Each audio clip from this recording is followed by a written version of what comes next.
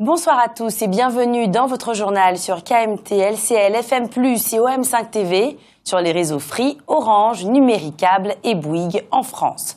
Voici quelques-uns des sujets que nous allons aborder ce soir. L'agresseur présumé de la femme blessée par balle dimanche 13 novembre au Lamentin a été placé en garde à vue. L'enquête suit son cours. Les ateliers du Rhum et de la Canne se tiendront jeudi 17 et vendredi 18 novembre au château La Favorite. Cet événement gratuit est ouvert au public. Au terme de 2 journées de travail, l'Université des maires et des présidents des communautés d'agglomération s'est achevée ce mardi 15 novembre. Enfin, le Raid des Alizés, une compétition sportive multidisciplinaire réservée aux femmes, se déroule à partir d'aujourd'hui et jusqu'à la fin de la semaine. Lundi soir, hier donc, une altercation a éclaté entre un groupe de prostituées au Terre-Saint-Ville. L'une d'entre elles, âgée de 28 ans, a blessé 2 autres prostituées à l'arme blanche. Les 2 victimes ont été évacuées vers l'hôpital Pierre Zobda-Kittmann.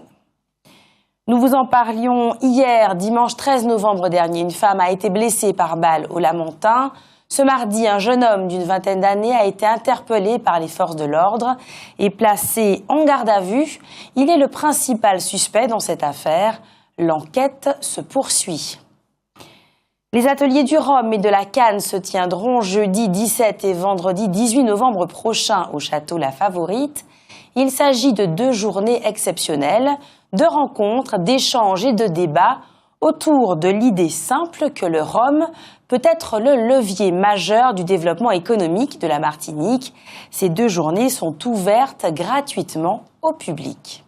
L'objectif de ces ateliers est de mobiliser l'opinion publique et de créer une dynamique porteuse d'avenir et d'emploi. Et si le rhum faisait de la Martinique ce que le whisky a su faire de l'Écosse? Le jeudi 17 novembre, 2 grandes conférences à 15h30. Canne Sucré Rhum, regard historique et culturel avec Gilbert Pagot. À 18h, l'impact économique du rhum et de la canne en Martinique avec Charles Larcher et Éric Eugénie. Le lendemain, vendredi 18 novembre de 9h à 10h30, se tiendra un colloque sur le thème suivant « Et si la Martinique était la patrie mondiale du rhum ?» avec Marjorie Bourra, chargée de mission au CMT, Charles Larcher, président du Codérhum, Philippe de Pompignan, fondateur de la Compagnie du Rhum, Michel Fayad, directeur du Musée du Rhum, et Jessica Thompson, fondatrice de Romantics.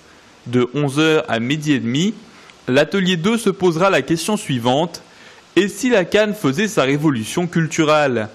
Éric Eugénie de la SICA Canne, Olivier Grolot du Centre technique de la canne et du sucre, Christine Jaillet de la DAF et Thierry Villenat échangeront sur les enjeux agricoles et les nouvelles pratiques culturelles.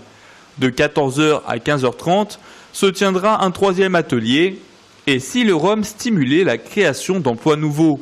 avec Marinette Torpille, conseillère exécutive de la CTM, Frédéric Lebrun de Pôle emploi, Véronique Bidot des Chaumes présidente de l'UMIH et Armand Flone, proviseur du lycée polyvalent régional Nord-Caraïbes. Enfin, de 16h à 17h30 va se dérouler l'atelier 4 sur le thème suivant. Et si le rhum restait à inventer? Jean-Claude Benoît des Rhums Saint-James, Sébastien Dormois des Rhums HSE, Katia Rochefort du Parme, Philippe Hunel des RRT et Yves de Pompignan, fondateur de la nouvelle distillerie, à 17h10, parleront notamment des grandes tendances mondiales dans lesquelles doit s'inscrire le rhum de la Martinique. Que veulent les consommateurs de demain? Quelles sont les opportunités et les limites de l'AOC, l'appellation d'origine contrôlée? La semaine dernière, les élus de la ville du François ont visité l'entreprise Bonaire qui produit des œufs au quartier du même nom, situé sur la route de Vapeur.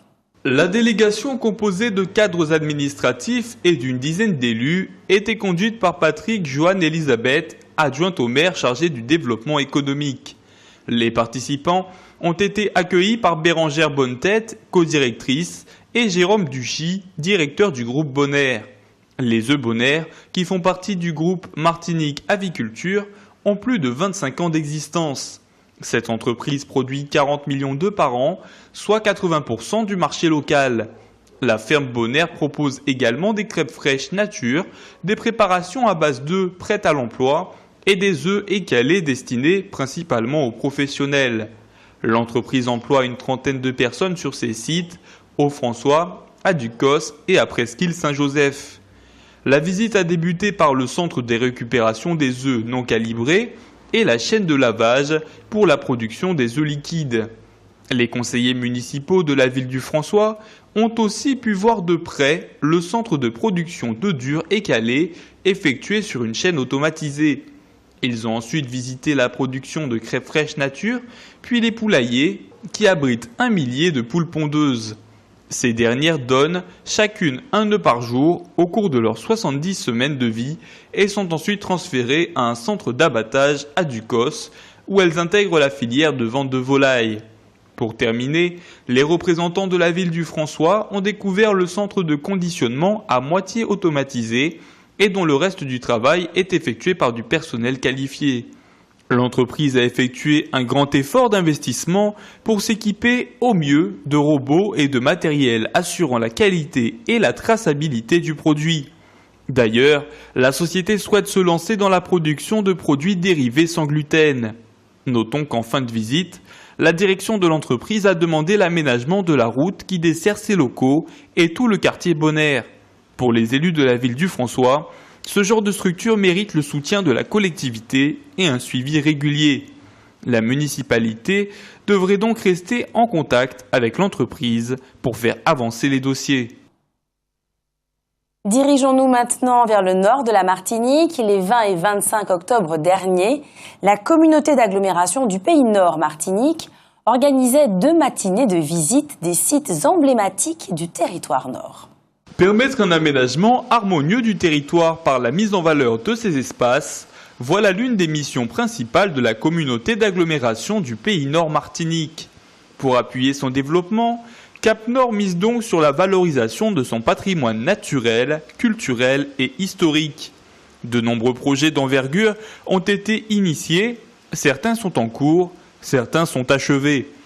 Les 20 et 25 octobre dernier, les employés de Cap Nord ainsi que les élus des villes de cette communauté d'agglomération se sont donc rendus sur plusieurs sites du nord de la Martinique, sur la côte Caraïbe, puis sur la côte Atlantique. La délégation d'une trentaine de personnes a ainsi pu apprécier l'avancée des opérations en cours et c'était aussi l'occasion pour les élus de mieux appréhender les problématiques du terrain. Une dizaine de sites ont été visités au cours de 2 matinées, parmi lesquels l'aire d'accueil du Morne-au-Bœuf, l'Anse-Marigot au Carbet, le point de vue Le Phare au Prêcheur, le site de Pointe-Melon-Zac et Centre caribéen de la mer au Robert, ou encore le point de vue Bellevue au Marigot. D'ailleurs, Joseph Perras, le maire du Marigot, présent lors de cette visite, a tenu à saluer le travail effectué par l'ensemble des équipes de la communauté d'agglomération. Il a notamment félicité le travail de recherche et la modernité de cette infrastructure que la population s'est déjà appropriée selon lui.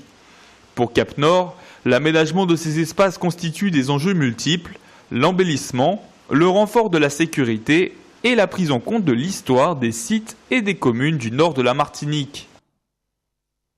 L'Université des maires et présidents des communautés d'agglomération s'est achevée ce mardi à l'hôtel Caraïou aux Trois-Îlets. Plusieurs sujets ont été abordés au cours de cette seconde journée de travail, comme par exemple la gestion des municipalités, les finances, les projets de développement ou encore l'indivision. Notez par ailleurs qu'en matière de succession, les choses sont bien réglementées par le Code civil, en particulier les intérêts de l'époux survivant qui sont relativement sauvegardés. Il faut tout de même savoir que la donation entre époux permet parfois des solutions plus avantageuses pour le veuf ou la veuve. Une dizaine de stagiaires ayant bénéficié de formations spécifiques à l'initiative de Pôle emploi Rivière-Salée ont été reçus il y a une dizaine de jours. Il s'agissait de faire le bilan de ces formations, mais surtout de remettre leur diplôme aux heureux lauréats. Le 3 novembre dernier, c'est dans les locaux de Pôle emploi Rivière-Salée que nous avons pu rencontrer les 10 stagiaires recrutés par la structure dans le but de suivre 2 formations il y a quelque temps. Une formation APH, autrement dit agent propreté hygiène, et une formation délagueur grimpeur. C'est l'entreprise AB Stratégie dirigée par Hervé Courteau qui a dispensé ces formations à la demande de Pôle emploi et c'est donc avec beaucoup de fierté qu'elle a procédé il y a une dizaine de jours à la remise des diplômes des stagiaires. Des stagiaires dont elle a salué les efforts et la persévérance, M. Courteau insistant particulièrement sur les compétences qu'ils ont pu acquérir au cours de ces formations. S'il n'a pas caché que trouver un emploi durable reste une tâche difficile aujourd'hui, la qualification est néanmoins un atout qui peut encore faire la différence.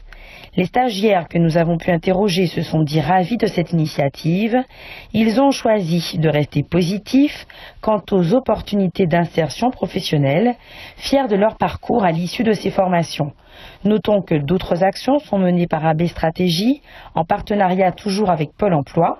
Des chauffeurs de poids lourds, par exemple, sont actuellement en formation concernant le tri sélectif. Plomberie et peinture sont aussi au programme des formations. Selon M. Courteau, il est important de comprendre que chacun doit s'investir pleinement dans son parcours de formation. C'est en effet une plus-value non négligeable dans le cadre d'une insertion sur le marché du travail.